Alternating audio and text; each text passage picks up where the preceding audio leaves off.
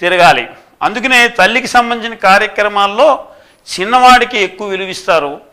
తండ్రికి మొట్టమొదటిసారిగా సంపాదనలో ముందుగా వచ్చి కుటుంబాన్ని భారాన్ని కూడా పెద్దవాడు పోషిస్తారు కాబట్టి పెద్దవాడికి ఏం చేస్తారంటే తండ్రి కార్యక్రమాల్లో ఎక్కువ ప్రాధాన్యత ఇస్తారు. ఈ ఆచారాలన్నీ కూడా చాలా జాగ్రత్తగా అవన్నీ మన వాళ్ళు తెలియచెప్పారు.